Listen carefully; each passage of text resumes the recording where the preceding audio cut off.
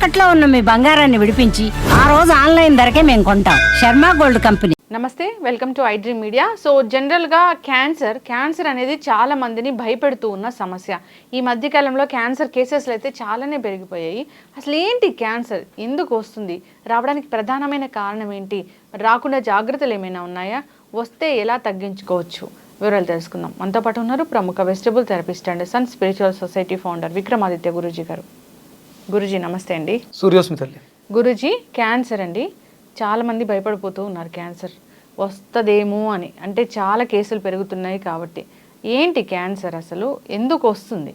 అంటే ఇప్పుడు మీరు దాన్ని ఎలా చెప్పగలుగుతున్నారు, క్యాన్సర్ ఎలా గుర్తించగలుగుతున్నాం, ఎలా మాట్లాడగలం?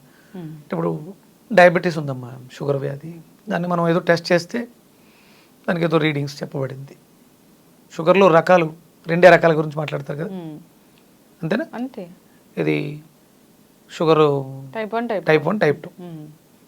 అలాగే మనం లివర్కి సంబంధించిన ఇష్యూస్ గురించి మాట్లాడుకుంటే ఫ్యాటీ లివర్ సిరోసిస్, ఇలా అంటే మ్యాక్సిమం 2-3 ఉంటాయి. కానీ ఇక్కడ క్యాన్సర్ అనగానే మనకి ఎన్ని రకాలు ఉంటాయి? ఎన్నో రకాలు ఉన్నాయి. ప్రతి organ, throat cancer, lung cancer, ఊపిరితిత్తుల క్యాన్సర్, లేకపోతే pancreatic cancer, colon cancer, cervical cancer, చాలా ఉన్నాయి. ఇన్ని రకాలు ఎందుకు ఉన్నాయి? పదం ఒకటే, క్యాన్సర్ అనే పదం ఒకటే. ఆర్గానిక్ కూడా అవకాశం. షుగర్ అనేది ప్యాంక్రియాస్కి సంబంధించినటువంటి వ్యాధి. లేకపోతే లివర్కి సంబంధించి మనం మాట్లాడుకుంటే LDL HDL గురించి మాట్లాడతాం, అది లివర్కి సంబంధించి.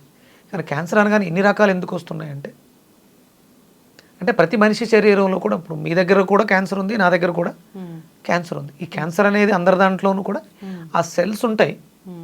మన జీవన విధానంలో మనం మితిమీరి ఏదైనా చేస్తూ ఉంటే అది అక్కడ వృద్ధి చెందడానికి అవకాశం ఎక్కువ. స్మోక్ చేస్తే లంగ్ క్యాన్సర్ వచ్చే అవకాశం ఎక్కువగా ఉంటుంది. స్మోక్ చేయకపోయినా సరే లంగ్ క్యాన్సర్ వస్తుంది. దానికి ఏం చెప్పాలి? ఆల్కహాలిక్ అయితే లివర్ క్యాన్సర్ వస్తుంది, లివర్ పాడైపోతుంది. ఎలాంటి ఆల్కహాల్ అలవాటు లేని వాళ్ళకు కూడా లివర్ పాడైపోతుంది, క్యాన్సర్ వస్తుంది, లివర్ క్యాన్సర్ వస్తుంది. అంటే మనం ఎట్లా వెళ్ళిపోతున్నాం, ఏం చేస్తున్నాం? మరి విపరీతంగా మనకి ఫెసిలిటీస్ పెరిగినాయి, మనకి కావాల్సిన అన్ని సౌకర్యాలు అందుబాటులో ఉన్నాయి, అయినా సరే రోగాలు అదుపులో లేవు. మనం కొంచెం వెనక్కి వెళితే ఇన్ని రకాల రోగాలు లేవు, ఇన్ని రకాల మందులు లేవు, ఇన్ని రకాల ఫెసిలిటీస్ లేవు. ఉన్నదానితో సరిపెట్టుకుని హ్యాపీగా బతికేసేటవాళ్ళు. ఇప్పుడు ఈ రోజుల్లో మనం పూర్వం ఇంటి దగ్గర బయలుదేరితే, ఏదైనా ఒక టీ కాఫీ తీసుకుని బయలుదేరితే, ఎవరింటికైనా వెళితే, చుట్టాలింటికి వెళితే, అక్కడికి వెళ్ళిన తర్వాత వాళ్ళు టీ కాఫీ. ఇప్పుడు ఇక్కడ బయలుదేరి, ఇంటి దగ్గర బయలుదేరి వేరే వాళ్ళ ఇంటికి వెళ్ళటానికి మధ్యలో ఒక 2 సార్లు ఆగొచ్చు, 2 టీ కాఫీలు తాగొచ్చు కదా. అంటే ఇప్పుడు నేను క్యాన్సర్ రావడానికి రీజన్స్ గురించి మాట్లాడుకుంటున్నాను. టీ తాగడం ఎక్కువైంది, అది ఒక అలవాటుగా అయిపోయింది. ఇక్కడ ప్రధానంగా టీ మంచిది కదా గురూజీ? అయితే టీ మంచిది కాదు అన్నప్పుడు మరి ఇంట్లో తాగాం, వేరే వాళ్ళ చుట్టాలింటికి వెళ్తే వాళ్ళ ఇంట్లో కూడా టీ ఇచ్చారు, లిమిటెడ్గా తాగాలి. అంటే ఇక్కడ నేను చాలా అబ్జర్వేషన్స్ గురించి నేను అబ్జర్వ్ చేశాను, మాట్లాడుతాను కూడా. అంటే అక్కడ టీ బంక్లో తాగేటువంటి ప్లాస్టిక్ కప్పుల దగ్గర నుంచి వాడికి ఏ అలవాటు లేదు, టీ ఒకటే తాగుతాడు. కొంతమంది టీ, బిస్కెట్, సిగరెట్, వాడు బాగానే ఉంటాడు, ఏ అలవాటు లేదు. ఆయన పాపం పంతులు గారు రీసెంట్గా జరిగినవి, ఆయనకి ఏ అలవాటు లేదు పాపం. అతనికి ఉన్న అలవాటు టీ తాగడం ఒకటి. ప్లాస్టిక్ కవర్లలో బ్యాచిలర్గా ఉన్నప్పుడు సాంబార్లు ఇలాంటివి ప్యాక్ చేయడం, అవి పట్టుకుని వెళ్ళటం, అవే. అతను చాలా ఆరోగ్యకరంగా ఉండేవాడు, సడన్గా ప్రాబ్లం వచ్చింది. దాన్ని రీసెర్చ్ చేస్తే అతనికి తెలిసింది ఏంటంటే, ఆ ప్లాస్టిక్ పార్టికల్స్ అతని క్యాన్సర్కి ప్రధానమైనటువంటి కారణం. ప్లాస్టిక్ పెద్ద మహమ్మారి. ఎందుకంటే టీ కప్లో వాడేటువంటి ఆ ప్లాస్టిక్ ఏదైతే ఉందో అది చాలా ప్రమాదం. నేను చాలామంది టీ షాప్లో తిడుతూ ఉంటాను, కప్పుల్లో ఇవ్వకుండా అయ్యా, గ్లాసులో ఇవ్వండి. గ్లాసుల్లో ఇస్తే ఎంగిలి అని చాలామంది గొడవ పెడతారు. ఏంటి ఎంగిలి? వాడు ఎలాగో నీళ్ళలో వేస్తాడు, ఎంతో కొంత క్లీన్ చేస్తాడు. అంటరానితనం అయితే మనకు లేదుగా, అవతల వాడు క్యాస్ట్తో మనకు ఫీలింగ్ లేదుగా. ప్రాణం తీసుకోవడం కన్నా మీరు హైజీనిక్గా అద్భుతంగా వెళ్ళి ఆ ప్లాస్టిక్ కప్లో టీ తాగి ఆరోగ్యాన్ని పాడు చేసుకోవడం కన్నా ఇక్కడ వచ్చిన నష్టం ఏమీ లేదు కదా. అంటే వాడు శుభ్రం చేస్తాడు. నేను దాన్ని ప్రమోట్ చేయట్లా. అంటే ఇంగిల్ గ్లాసుల్లోనే టీలు తాగండి అని అనట్లేదు. గ్లాసులో, గాజు గ్లాసులో మనకి ఈ ప్రమాదం ఉండదు. వాడు ఎలాగో పక్కన ఒక బేసిన్ పెట్టి వేడి నీళ్ళు మరుగుతూ ఉంటే దాంట్లో వేస్తూ ఉంటాడు. అవును. పూర్వం అంతా కప్పులే ఉండేవి. కొన్ని ఏరియాల్లో అయితే మనకి ఇప్పుడు వారణాసి లాంటి పట్టణాలు నార్త్ వెళ్ళామనుకోండి, మట్టి కప్పులు దొరుకుతాయి. మట్టి కప్పుల్లోనే టీ ఇస్తారు, గొడవ లేదు. ఇక్కడ మనం ఎప్పుడైతే హైజీన్గా ఆలోచించి ప్లాస్టిక్ కప్పులు, ప్లాస్టిక్ గ్లాసుల్లో ఆహార పదార్థాలు తీసుకుంటూ ఈ కవర్, ఈవెన్ పేపర్ కూడా మంచిది కదండి, పేపర్ కప్ కూడా మంచిది కదండి. మీరు శుభ్రంగా చూడండి, ఏదైనా హోటల్కి వెళ్ళినప్పుడు పూర్వం పార్సిల్ చేయాలంటే ఒక ఇస్తరాకో అరిటాకో వేసి పొట్లం కట్టేవారు. ఇప్పుడు ఒక ప్లాస్టిక్ పాలు తినేస్తున్నాడు, వేడివేడిగా వాయి తీస్తాడు, పూరిని తీసి ఇలా అనేది దాన్ని తీసుకొచ్చి డైరెక్ట్ వేస్తాడు. ఆ వేడికి ఇది కవరు ఏమవుతుంది, ఇవన్నీ లోపలికి వెళ్ళిపోతాయి. అవును, ప్లాస్టిక్ తింటాం మనం, ప్లాస్టిక్ తింటున్నాం. అలాగే దోశ, ఇవన్నీ మనం మళ్ళీ మనం ఆలోచించుకోగల అంటే ఇవన్నీ చూసుకోవడం కుదరట్లేదు, మన వల్ల అవ్వట్లేదు. తినకుండా ఉండడమే చాలా ఉత్తమం బయట మ్యాక్సిమం. లేదా వాళ్ళకి చేతులు జోడించి వేడుకోండి, ఇస్తరాకులు పెట్టండి. మనకి ఇస్తరాకుల్లో అడ్డాకులను వస్తాయి, అడ్డసరం ఆకులు. అవి ఒక రకంగా చెప్పాలంటే ఔషధ మూలికలే. దాని ద్వారా అందులో ఒక ఔషధం కూడా ఏర్పడుతుంది. అంటే అరిటాకులు దొరకవు అంత ఎక్కువగా, అడ్డాకులన్నా దొరుకుతాయి. పూర్వం ఇవే ఉండేవి. ఇప్పుడు మనం స్టైల్కి వెళ్ళి చట్నీలు ఇవన్నీ అంటుకుంటాయని చెప్పేసి ఇలా చేస్తాం. నిజమే గురూజీ, మీరు అన్నది 100% నిజం. ఎప్పుడైతే మనం ఈ ప్లాస్టిక్ వాడకం మొదలు పెట్టామో అప్పుడే క్యాన్సర్లు మొదలయ్యాయి. ఒకప్పుడు మీరు అన్నట్లుగా ప్లాస్టిక్ వాడకం లేదు, క్యాన్సర్లు లేవు, ఏమి లేవు. అంటే మనం ఎప్పుడైతే హైజీన్గా తయారయ్యామో మనలో వ్యాధి నిరోధక శక్తి తగ్గిపోయింది. అందుకని మన శరీరంలో ఉన్నటువంటి క్యాన్సర్ సెల్స్ విజృంభిస్తున్నాయి. ప్రత్యేకంగా ఇప్పుడున్నటువంటి యువతలో యంగ్ ఏజ్లో క్యాన్సర్స్ రావడానికి ప్రధానమైన కారణం మీట్, మాంసాహారం, విపరీతమైనటువంటి మాంసాహారం. ముక్క లేకపోతే ముద్ద దిగదు అనేది చాలా ప్యాషన్గా గొప్పగా స్టైల్గా చెప్తున్నాయి. నాకు ముక్క లేకపోతే ముద్ద దిగదు. నేను చిన్న పిల్లలకు కూడా ఆ పదాలు నేర్పించి వాళ్ళ భవిష్యత్తును కూడా నాశనం చేస్తున్నారు. ఎగ్స్, గుడ్డులు, చిన్నప్పటి నుంచే గుడ్లు పెట్టేసి మాంసం పెట్టేసి బిర్యానీలు, అర్ధరాత్రి బిర్యానీలు, మండీలు స్పెషల్, ఒకే పాత్రలో 3-4 కూర్చుని.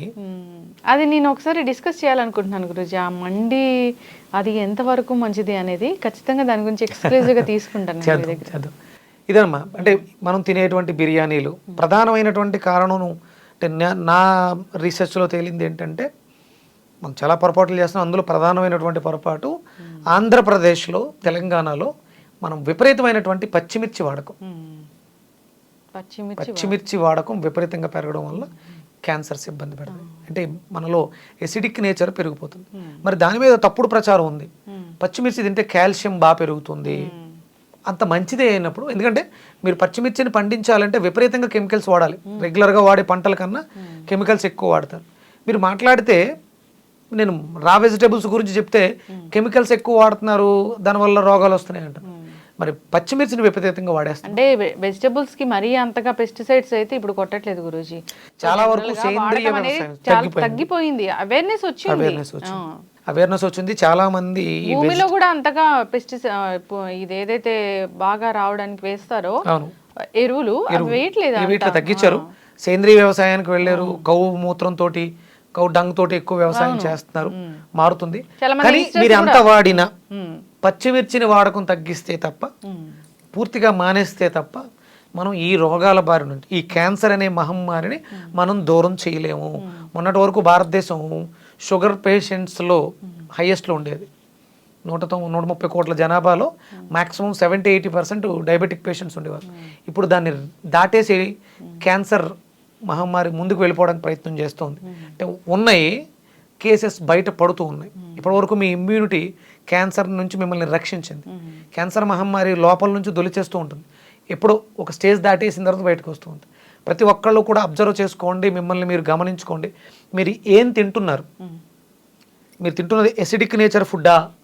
త్వరలోనే మీరు ఏదో ప్రాబ్లంతో హాస్పిటల్కి వెళ్తే మీకు సంథింగ్ ఏదో ఒక క్యాన్సర్ ఉందని బయటకు వస్తుంది. మీరు విపరీతమైనటువంటి మాంసాహారుల క్యాన్సర్ బయటపడే అవకాశం ఉంది. మీరు మిడ్ నైట్స్ బిర్యానీలు తినే స్థితిలో ఉన్నారా, క్యాన్సర్ బయటపడే అవకాశం ఉంది. రీసెంట్గా ఎక్కడో చదివానమ్మా, తెల్లవారుజామున 3 గంటలకు కూడా బిర్యానీ రెడీ అంట. ఇంత దారుణంగా, అంటే కేవలం ఆ తిని చచ్చిపోదామని చెప్పినట్టే ఉంది. దాని గురించి అంటే ఇలాంటి టైమింగ్స్లో తినడం అనేది ఈ మధ్య కొత్త ట్రెండ్ అయింది. మిడ్ నైట్ బిర్యానీ, పొద్దున బిర్యానీ ఇలాంటి ట్రెండ్. తెల్లవారుజామున బిర్యానీ అంటే తినకపోతే చచ్చిపోతాం, తినడం కోసమే పుట్టాం అన్నట్టుంది పరిస్థితి. సూర్యాస్తమయాలని మనం పాటించగలిగితే ఆరోగ్యంగా ఉంటామా?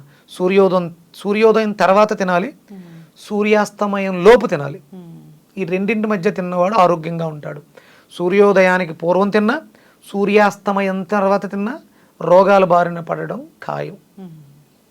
ఎవరైతే నాకు చాలా బాధ అనిపిస్తుంది, ఆదివారం మద్యం మాంసం మైదనం చేయకూడదు శాస్త్రం చెప్పింది. ఆదివారం స్పెషల్, సండే స్పెషల్. ఈరోజు మా ఇంట్లో రొయ్యల కూర, బొమ్మిడాయల పులుసు ఇవి పెడుతూ ఉంటారు. మీరు మనం ఏదైతే ఇస్తామో అది పదింతలు పొందుతాం. అవతల వాడి అనారోగ్యానికి కారణం అవుతున్నటువంటి మనం అనారోగ్యాన్ని పొందుతాం. అందుకని ఇలాంటివి చేయకూడదు. ఎక్కడో ఒక ఏరియాలో తెల్లవారుజామున 3 గంటలకు బిర్యానీ దొరుకుద్ది. ఏంటి గొప్ప? అది శాస్త్ర విరుద్ధం. నీ బాడీలో ఒక సిస్టమ్ ఉంది, అది శుభ్రంగా ప్రశాంతంగా మంచి నిద్రపోయే సమయమా? ఆ టైం లేచి వెళ్ళిపోయి పడుదాం వేసుకుని తినేస్తావా? ఈ విచ్చలవిడితనమే ఇప్పుడు మనం చూస్తున్నటువంటి క్యాన్సర్ కేసెస్ కావచ్చు, ఎనీ డిసీజ్. దీనికి మనం ఆహార విహార వ్యవహారాలు ప్రధానమైనటువంటి కారణం. అందుకని దాన్ని దృష్టిలో పెట్టుకుని మీరు ఎంత తక్కువ తింటామో అంత ఆరోగ్యంగా ఉంటాం. Less luggage more comfort. లంకణం పరమౌషధంగా పనిచేస్తుంది. అవసరం కొద్దీ తిందాం, ఆరోగ్యంగా జీవిద్దాం. ఖచ్చితంగా గురూజీ. సో అసలు క్యాన్సర్ రాకుండా ఉండాలంటే మన జీవన విధానంలో మార్పులు రావాలి. మీరు అన్నట్లు ఆల్కలైన్ ఫుడ్ ఖచ్చితంగా. బూడిద గుమ్మడికాయ high alkaline, lemon high alkaline, pineapple high alkaline. అంటే ఇవి తీసుకున్నప్పుడు చాలామంది అంటే భోజనం చేసిన తర్వాత ఫ్రూట్ సలాడ్లో పైనాపిల్ తిన్నారు అనుకోండి, అది చాలా పెద్ద ప్రాబ్లం అవుతుంది. మీరు పైనాపిల్గా తీసుకోవాలి. దానికి ముందు ఒక 20 నిమిషాలు, తిన్న తర్వాత ఒక 20 నిమిషాలు ఏ ఫుడ్ కుకింగ్ ఫుడ్ ఏది తీసుకోకూడదు. రాగా తీసుకుంటే అద్భుతంగా పనిచేస్తుంది పైనాపిల్ క్యాన్సర్ నుంచి రక్షించుకోవడానికి. లెమన్ చాలా అద్భుతంగా పనిచేస్తుంది. బిఫోర్ ఫుడ్ మీరు ప్లెయిన్ లెమన్ వాటర్, ఇంకేమీ కలపకుండా ఒక గ్లాసుడు వాటర్లో ఒక నిమ్మకాయ పిండుకొని సిప్ చేస్తూ చప్పరిస్తూ తాగితే క్యాన్సర్ నుంచి రక్షించుకోవడానికి ప్రికాషన్గా కూడా పనిచేస్తుంది. అలాగే బూడిద గుమ్మడికాయ డైజెషన్ ఇష్యూస్ నుంచి మెరుగుపరుస్తుంది. ఒకవేళ క్యాన్సర్ ఉన్నా ఆ సెల్స్ని అద్భుతంగా నివారిస్తుంది బూడిద గుమ్మడికాయ. ఇవన్నీ కూడా డేలో మాత్రమే ఉండాలి, నైట్స్ ఉండకూడదు. ఈ ఫ్రూట్స్, సిట్రస్ ఫ్రూట్స్ ఏవి కూడా చీకటి పడిన తర్వాత, సాయంత్రం అయిన తర్వాత వాడకూడదు. ఖచ్చితంగా గురువుగారు చాలా చక్కగా చెప్పారండి. నిజంగానే కొన్ని రకాల ఆహార పదార్థాలు కొన్ని రకాల పదార్థాలతో కలిపి అసలు తీసుకోకూడదు, విషంగా మారుతాయి. సో అవగాహన ఉండాలి. కుక్ చేసిన ఫుడ్, రా ఫుడ్, నార్మల్ ఫ్రూట్స్ ఇలా అనేది మనం ఒక విభాగాలుగా ఉండాలి. మనం తీసుకునేటప్పుడు మనకు ఒక ఐడియా కూడా ఉంటుంది. జనరల్గా కూడా అన్నం తిన్న తర్వాత ఫ్రూట్ తినడం ఏంటి ఇలాంటిది డౌట్ వస్తూ ఉంటుంది, కానీ అది ఒక నానుడైపోయింది. మనకి పూర్వం భోజనం చేసిన తర్వాత అంటే భోజన అంతే వాటర్ తీసుకుంటే విషం అంటారు. భోజనం చేసిన వెంటనే మంచినీరు తాగితే విషంతో సమానం. అప్పుడు ఒక అవకాశం ఉంది, పల్చటి మజ్జిగ తీసుకుంటే అది ఔషధంలా పనిచేస్తుంది. చాలామందికి భోజనం చేసిన తర్వాత కొన్ని ఊర్లలో వేడిగా సూప్ తాగుతారు. ఇప్పుడు అది ఫ్యాషన్ అయ్యి భోజనానికి ముందు సూప్ కూడా తాగుతున్నారు. మంచిదే, దానివల్ల నష్టం ఏం లేదు. అంటే వేడిగా ఉండేవి మాత్రమే తీసుకోవాలి భోజనం చేసిన తర్వాత. మీరు ఏదైనా ఫంక్షన్కి వెళ్ళారు అనుకోండి, మంచి ఫుడ్ పెడతారు, చివరిలో ఫ్రూట్ సలాడ్ పెడతారు, ఐస్ క్రీమ్ పెడతారు. అది చాలా ప్రమాదం, అలా చేయకూడదమ్మా. విరుద్ధ స్వభావాలు ఉన్నటువంటి ఆహారాలని కలిపి తినకూడదు. ఖచ్చితంగా గురించి చాలా చక్కగా చెప్పారండి. క్యాన్సర్ రాకుండా ఉండాలంటే జీవన విధానంలో మార్పు రావాలి, తీసుకునే ఆహారం మీద మనకు అవగాహన ఉండాలి. సో అంతేకాదు టైమింగ్స్ కూడా చాలా ఇంపార్టెంట్, మెయింటైన్ చేయాలి. ఆల్కలైన్ ఫుడ్ ఎక్కువగా తీసుకోవాలని కోరుకున్నాం. చాలా చక్కటి ఇన్ఫర్మేషన్ అండి, ధన్యవాదాలు. సూర్యస్మితలే.